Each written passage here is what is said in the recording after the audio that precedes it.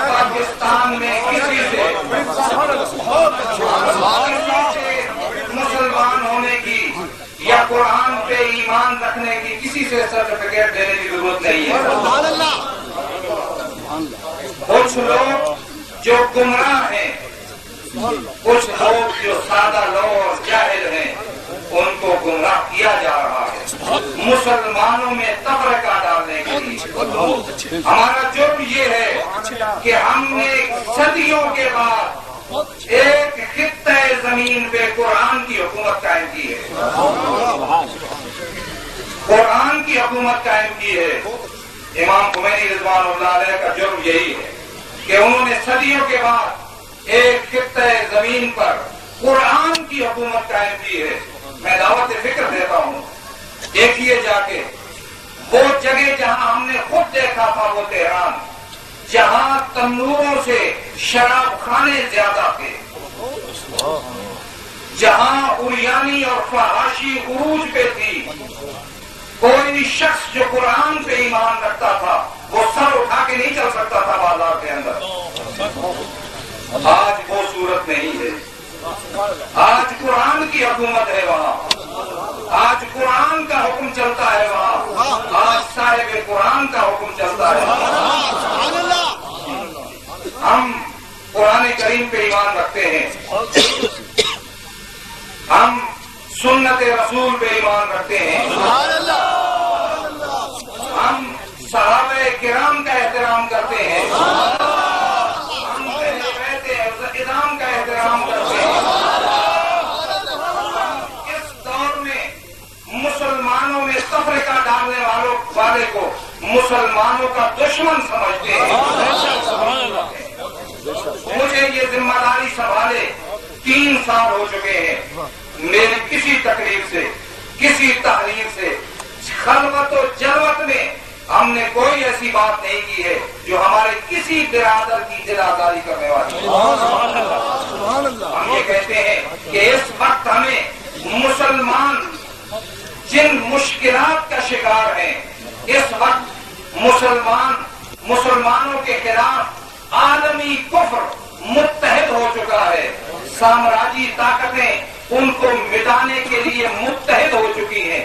آپ دیکھ چکے ہیں خلیج کے اندر اور خلیج کے بعد کی صورتحال اور نیو ورلڈ آرڈر کی کیفیت اور اس کے تقاضے اور اس کے اثرات جو بعد میں ہونے والے ہیں، وہ دانش مند لوگوں کے ذہنوں کے اندر موجود ہیں۔ اس لیے ہماری ذمہ داری یہ ہے کہ ہم فروعی اختلافات کو چھوڑ کر، اجتہادی اختلافات تو ہر فرقے کے اندر مجتہدین کے اندر بھی موجود ہیں، ہر مسلک کے مجتہدین کے باہمی جزئی اختلافات تو ان کے اندر بھی موجود ہیں۔ ہمیں ان جزئی اختلافات کو ترک کر کے ان اصولوں پہ، ان بنیادی باتوں پہ جن کی ضرورت ہے کہ ہم ان کو لوگوں تک پہنچائیں، ہم غیر مسلموں تک پہنچائیں۔ ہماری ذمہ داری تو یہ ہے کہ ہم غیر مسلموں کو اسلام کے نزدیک لائیں، نہیں ہے کہ مسلمانوں کو اسلام سے دور کریں۔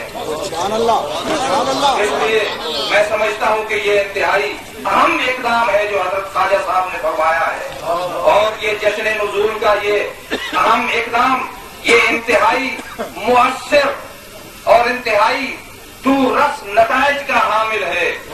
ہم اس اقدام پہ ان کو ہدیہ تبریک پیش کرتے ہیں، اور میں ان کا شکریہ ادا کرتا ہوں اور آپ حضرات کا بھی شکریہ ادا کرتا ہوں کہ مجھے یہ موقع دیا گیا۔ اور میں سمجھتا ہوں کہ قرآن کریم کا سب سے اہم حکم جس کی طرف ہمیں توجہ دینی چاہیے وہ ہے وحدت اور اتحاد مسلمانوں کے درمیان، جو پیغمبر کی خواہش بھی تھی، جو صاحب قرآن کی خواہش بھی تھی، اس کو ہمیں اس اتحاد کو ایک عملی شکل دینا ہے اور مسلمانوں کو متحد کر کے ایک پلیٹ فارم پہ متحد کر کے مسلمانوں کی قوت کا اظہار کرنا ہے، تاکہ وہ دشمن، وہ سامراجی طاقتیں، وہ عالمی کفر جو مسلمانوں کو مٹانے کے درپے ہے، جس نے مختلف سازشیں کی ہیں۔ آپ جانتے ہیں کہ سب سے بڑی سازش جو اس دور میں ہوئی وہ رشدی خبیث کی وہ کتاب تھی جس کو بڑے منصوبہ بندی کے ساتھ شائع کرایا گیا. کتابیں تو اور بھی شائع ہوتی رہتی ہیں. جیسے جس منصوبے کے ساتھ اس کتاب کو شائع کرایا گیا اور جس انداز میں اس کتاب کو شائع کرایا گیا، اس میں اسلام کی اساسوں پہ اور بنیادوں پہ ضرب لگائی گئی. لیکن آپ جانتے ہیں کہ سب سے پہلے اور سب سے اہم امام خمینی رضوان اللہ علیہ کی شخصیت تھی کہ جنہوں نے رشدی کے واجب القتل ہونے کا فتویٰ دیا جو آج تک برقرار ہے. اور مسلمانوں کی، اور میں سمجھتا ہوں یہ فتویٰ نہیں تھا بلکہ یہ حکم خدا کا اعلان تھا. وہ شخص جو ناموس پیغمبر پہ ہاتھ لاتا ہے، جو ناموس پیغمبر کا خیال نہیں رکھتا ہے، وہ شخص یقیناً واجب القتل ہے. اس لیے ہمیں ان بنیادی باتوں کی طرف متوجہ ہونا ہے اور بنیادی باتوں کو اہمیت دینا ہے. اس پہ مسلمانوں کو ہمیں متفق کرنا ہے، متحد کرنا ہے تاکہ دشمن ہماری سرحدوں پہ رکھنا نہ ڈال سکیں، دشمن ہمارے اندر تفرقہ نہ پیدا کر سکیں اور ہم اس عالمی کفر اور عالمی سامراج کی سازشوں کا ہم مل کر اور متحد ہو کر مقابلہ کریں.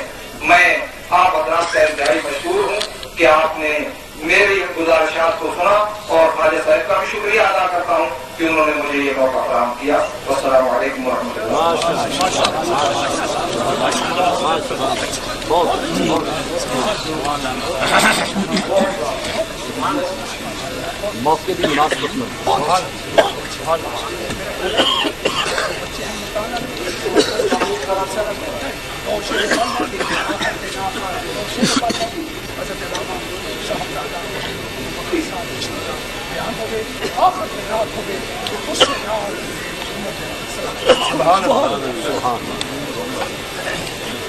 علامہ سید ساجد علی صاحب نقوی نہایت شاندار انداز میں اور الفاظ میں اپنے خطاب سے ہمیں محسوس فرما رہے تھے اور انہوں نے جو بھی باتیں کی ہیں ماشاءاللہ وہ بڑے خلوص کے ساتھ کی ہے. اللہ کریم عمل کرنے کی توفیق عطا فرمائے. ملتان سے بچے آئے ہوئے ہیں، سجاد حیدر، وہ آ کر بارگاہ مصطفیٰ میں نذرانے عقیدت پیش کرتے ہیں. مل کر مجھے السلام علیکم یا سیدی یا رسول اللہ آلک و صحابک یا حبیب اللہ.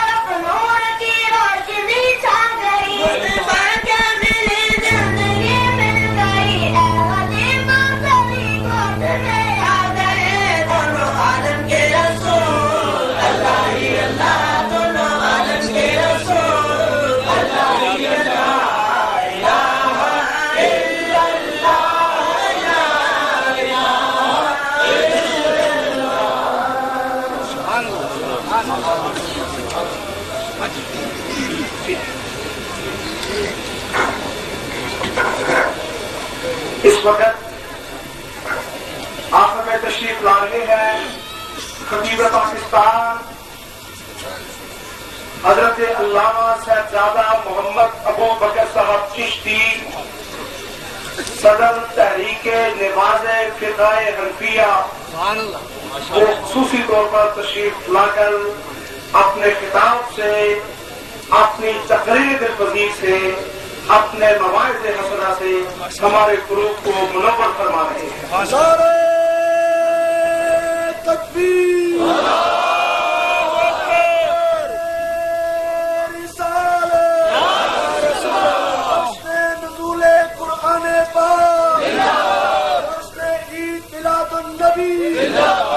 الحاج خواجہ محمد معصوم صاحب، ہمارے عالیہ مہری شریف۔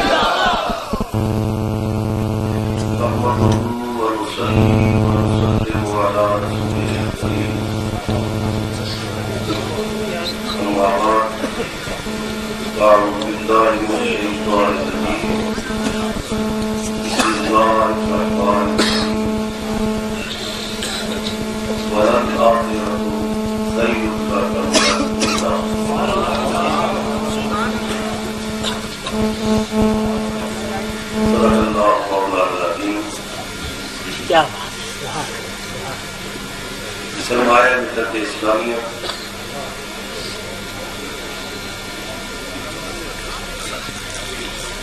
بندر عالم اسلام مخلص اللہ محسن اہل سنت حضرت قبلہ الحاج خواجہ محمد معصوم صاحب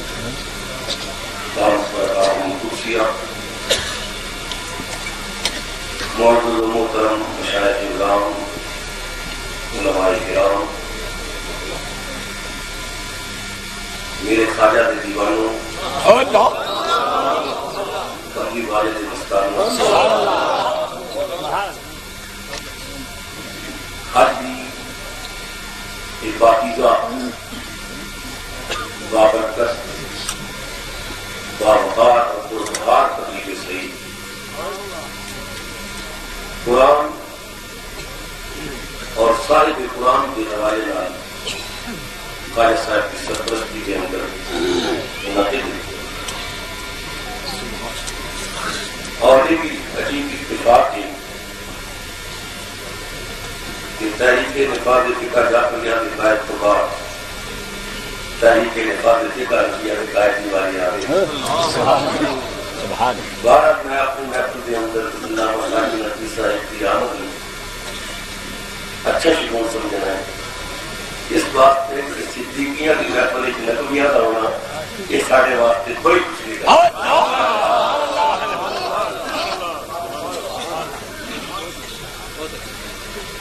علامہ کی تقریب وحدت، محبت، پیار اور محبت یہ بنیادوں پیش کرنے سے، اور جیسا کہ علامہ نے اپنے خطبے کے اندر ارشاد فرمایا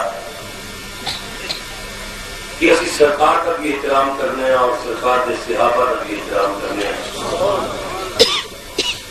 تو پھر جھگڑے ہی ہو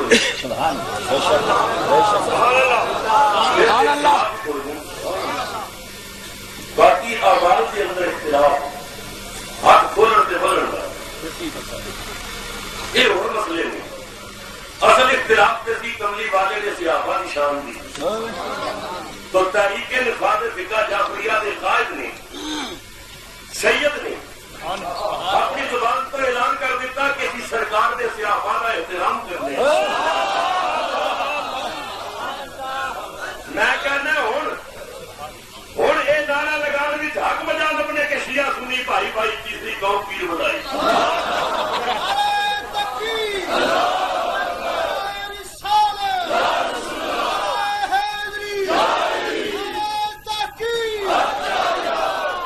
اسی یار تو بھی قربان جائیے نالے یار نے کل پیارے تو سانو تے مدینے دیا گلیاں پھرن والے کتیاں نال بھی پیار نقش بندیاں نے سردار داعیدار تصوف محسن اہل سنت حضرت الحاج خواجہ محمد معصوم صاحب نے علامہ سید سالم نقوی نو اس محفل بلا کے علامہ کی زبان تو اعلان کرا کے ملت اسلامیہ سے بہت بڑا احسان کیا ہے.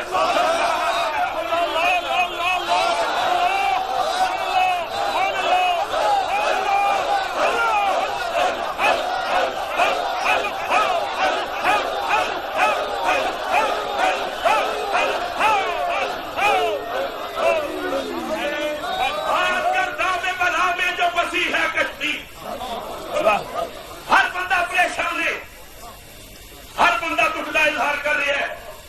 میرے کچھ دوست کہہ رہے سن پچھلی دفعہ حاجی امان اللہ صاحب وزیر سن آ گئے سن, ہوں ویکاں گے کون وزیر ہوندا ہے. میں آخیا ویکھو آئے بندے انہیں دس دتا جدوں بھی آئے وزیر بن کے نہیں آئے, موری بات سے فقیر بن کے. جلیاں پانے والے ہو, نعرے بلند کرنے والے ہو, مرشد دیوانے ہو, مستوں کا چومنا بھی عبادت سے کم نہیں. جلیاں لائے گا نہیں جان گیا سڑکوں سے فلمی گانے گائے جاتے سن, اللہ تے اللہ دے رسول دا نام بلند ہویا. کوئی پیر آیا تفریح کے لیے, کوئی پیر آیا ٹھنڈی ہوا کے لیے, کوئی پیر آیا اپنی صحت بنانے کے لیے. خواجہ تیری عظمت کا سلام, تو مریض لیے آیا, خدا کا نام بلند ہو.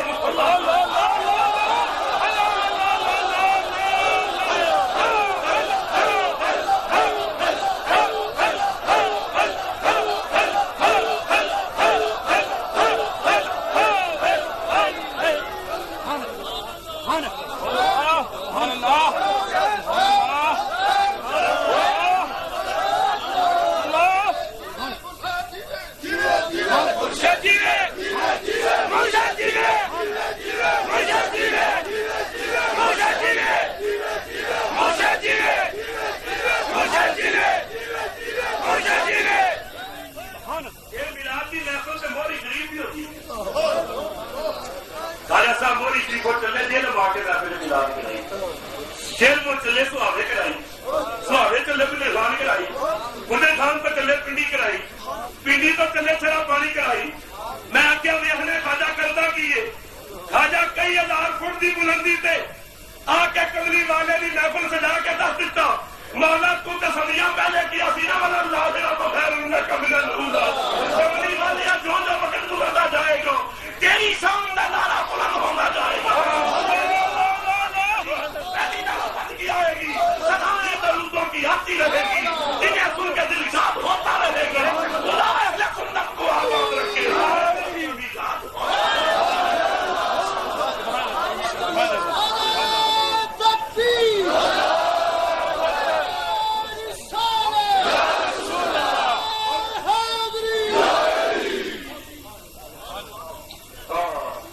قرآن نے تو اعلان کیا. میرے بھائی عبداللہ اللہ مولانا حاجی محمد عارف نور صاحب بیان کرنے سننا, قرآن نے کیا ہے قل بفضل اللہ و برحمتہ فبذلک فلیفرحوا. کملی والے کیا دے اپنے غلاموں کو, یا اللہ رحمت کون ہے تو فضل کون ہے. یہ تو کہہ دی تین رحمت ملے تو فضل ملے تو خوشیاں مناؤ. یا اللہ رحمت کون ہے, فضل کون ہے, سنو اللہ رکھنا. قرآن کریم نے کیا وما ارسلناک الا رحمتا للعالمین.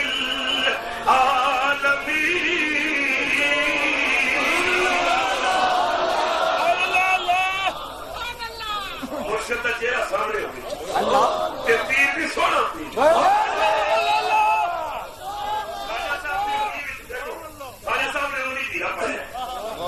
خواجہ صاحب ذکر کرا رہے سن لوگ اس طرح ہاتھ پہ کرتے سن, میں کدے ہیرے کی چمک دیکھتا سا, کدے رخسار کی چمک دیکھتا سا. پھر میرے دل میں آ گیا بڑھاپے میں چہرے کی عورت تو دیکھو, میرا پیر پھر نوجوان ہو رہا.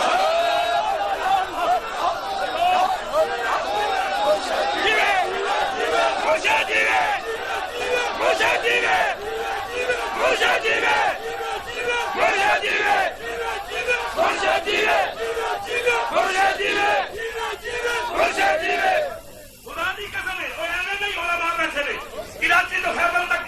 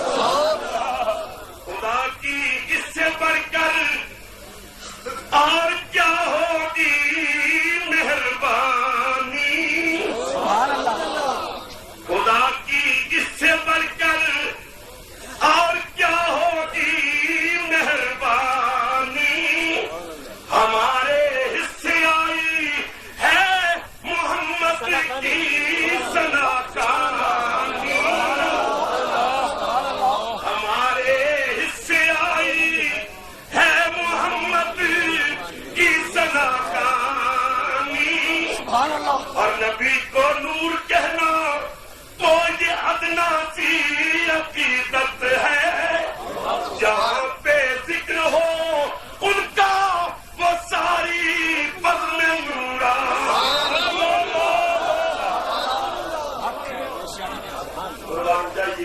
اللہ نے فرمایا رحمت ملے تو فضل ملے، خوشیاں کرو۔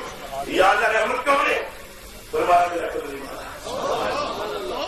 یا اللہ فضل کیے، فرمایا یا ایھا النبی انا ارسلناک شاہدا ومبشرا ونذیرا وداعیا الی اللہ باذنہ وسراجا منیرا وبشر المؤمنین بأن لهم من اللہ فضلا کبیرا۔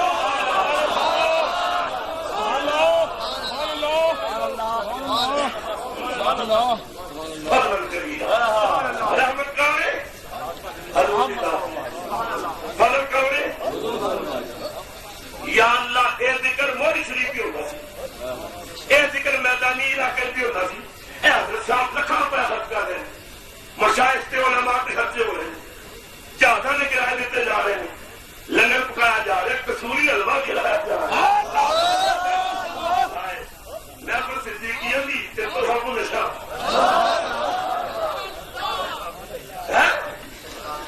میں کیا یا اللہ وجہ کی ہے، علامہ ساجد نقوی کیوں آئے نے، وزیر کیوں آئے نے، مشیر کیوں آئے نے، اور ایسی تقریرہ والے ہیں کئی بے پیر بھی آئے ہوئے ہیں۔ وجہ کی ہے کی نہیں کیتا یار نے،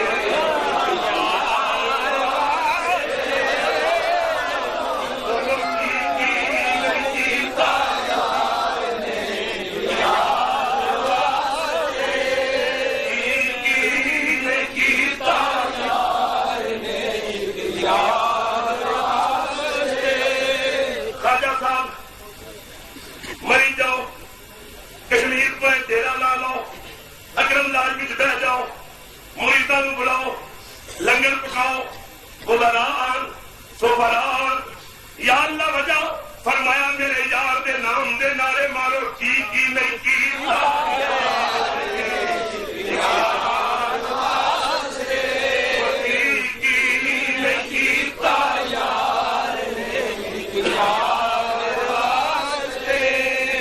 اعلان کرایا علامہ سید ساجد نقوی آ رہے ہیں، علامہ سامنے ہوئے کہ میں آتیا کمال ہو گئی، کی نہیں کی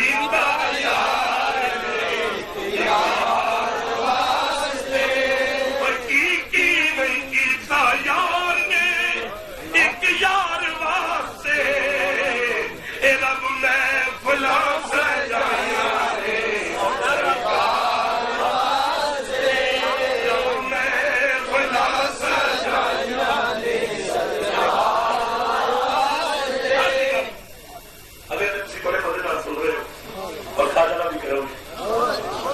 اللہ کے قابل پر کہاں میری نظر ہے، یہ تیری عنایت ہے کہ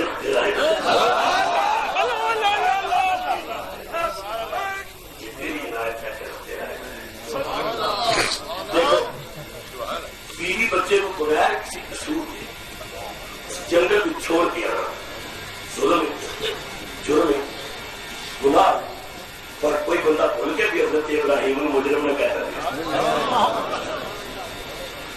یا اللہ پانی کوئی نہیں، سایہ کوئی نہیں، کھانا کوئی نہیں، بیوی بچے نو جنگل پہ چھوڑ واپس چل پے۔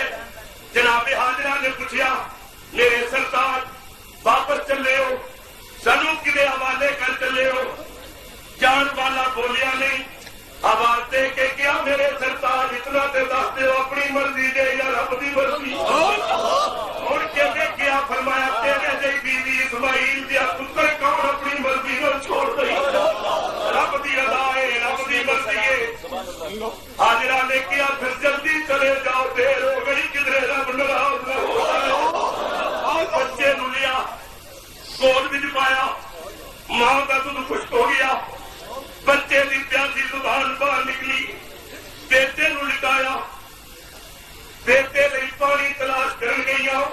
معصوم بچہ دیکھ ہے میری موت، نبی دی موت، نبی دی بیوی، رسول دی موت، رسول دی بیوی نالک پیرا نال دوڑ رہی ہے، پتھر پیرا نو دھرتی پہ کر دے نے، آسمان والن نے نبی نے رو کے دیکھیا مولا ہمت دے میں جنگل وچ ڈوبن نہ دیو، آواز آئی علیاں رگڑنا تیرا کام ہے، چشمے جاری کرنا میرا کام، علیاں رگڑیاں آب زمزم جاری ہویا، میں عرضے کر رہا تھا بغیر جرم دے بیوی بچے نو جنگل چھوڑنا یہ جرم ہے، پر حضرت ابراہیم نے جرم نہیں کیتا کیونکہ جرم تا ہوئے دی اپنی رضا ہوئے، یہ رب دی رضا بھی شامل ہے۔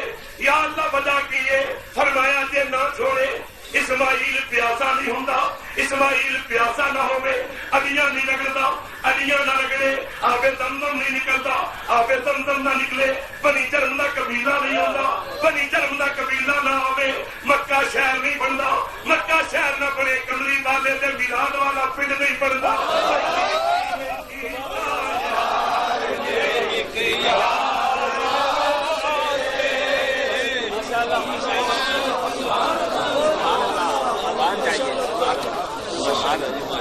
سبحان اللہ سبحان اللہ سبحان اللہ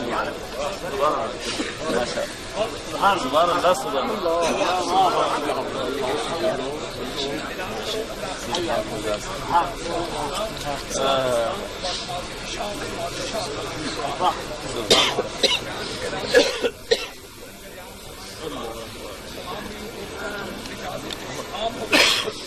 اگر کوئی رہنا چاہے اس پنڈال بھی رہ سکتا ہے، پنڈال کے اندر رہ سکتا ہے، اور کل جمعہ کی نماز رات ادا کر سکتا ہے، اور جمعہ کی نماز ادا کر دوستوں ایک مختصر نعت رسول مقبول علیہ الصلوۃ والسلام ہوئے گی، اس تو بعد صلاۃ والسلام حضرت صاحب دعا کریں گے، نماز عشاء ادا ہوئے گی، کھانا بالکل تیار ہے،